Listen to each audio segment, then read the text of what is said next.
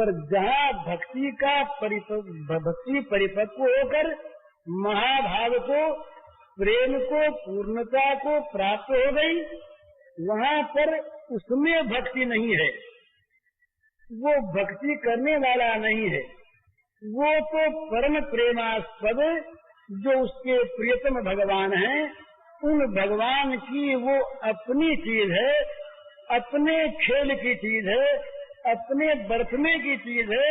उस भक्त को क्या पाना है, क्या न पाना है, क्या देना है, क्या खोना है, क्या वो क्या स्थिति में है, क्या स्थिति उसको चाहिए, क्या होनी चाहिए, इन सब का उसको पृथक कोई ज्ञान नहीं है।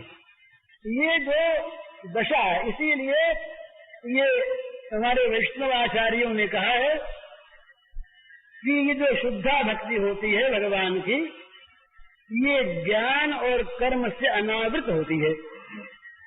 मन इन पर ज्ञान और कर्म का आवरण नहीं होता, पर्दा नहीं होता, ये खुली होती है, ज्ञान और कर्म से अनावृत होती हैं, ज्ञान कर्म का इनमें मिश्रण नहीं होता, ये विशुद्ध होती है।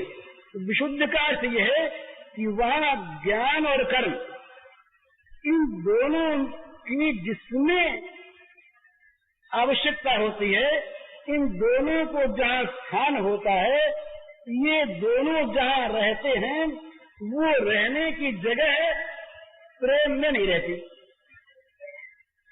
उस जगह को सर्वथा प्रेमास्पद अपने अंदर लेकर के अपना रूप बना देता है।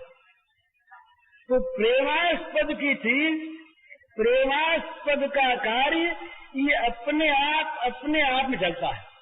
ऐसी अवस्था में वो जहाँ तक भक्त है, वहाँ तक भगवान के प्रति उसका भाव है। जहाँ तक वो भक्त है, वहाँ तक भगवान की सेवा के लिए काम करता है। जहाँ तक वो कर्मयोगी है, वहाँ तक कर्म के द्वारा भगवान की पूजा करता है।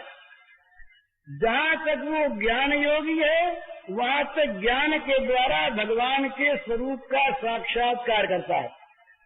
परंतु ये जो प्रेमी है, इसकी ऐसी विचित्र स्थिति होती है कि ये अपने आप में अपने आप कुछ रहता नहीं। ऐसी अवस्था में वो मुक्ति किसकी चाहे, ऐसी अवस्था में किसके बंधन का वो अनुभव करे, ऐसी अवस्था में वो कर्म कैसे करे, और ऐसी अवस्था में वो कर्म के द्वारा पूजा किसकी करे।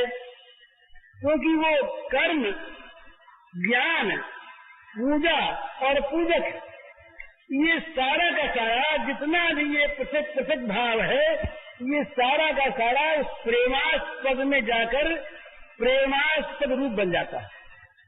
तो वो जो प्रेमास्पद है, वो अपने आप अपनी चीज, जैसे वो किसी आदमी के द्वारा काम करवाता है, सो नहीं, अपने हाथ से, अपनी वाणी से, अपने मन से जैसे करता है, इसी प्रकार उसका मन, उसकी वाणी, ये उसकी अपनी धर्म सामग्री बन जाती है, अपने से अलग नहीं।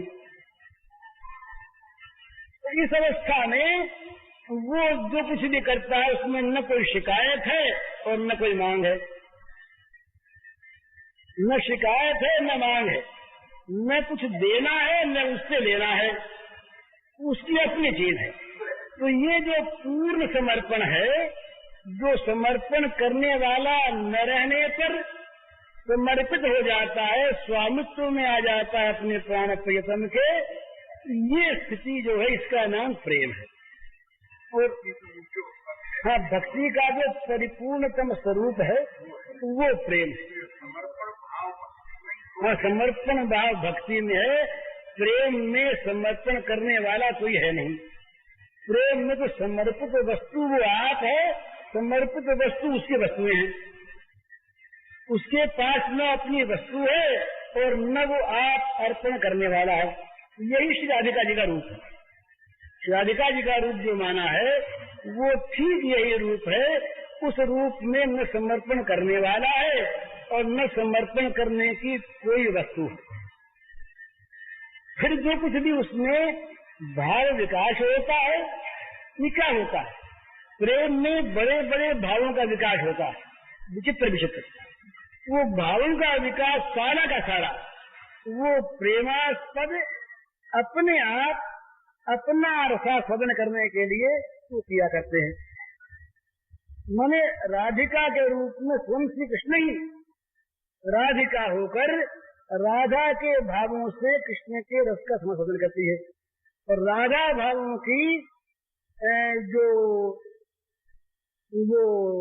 रसानुभूति है उसे प्राप्त करने के लिए श्री कृष्ण के रूप में राधा भावों का समास्वादन करते हैं। तो ये इस प्रकार की स्थिति होती है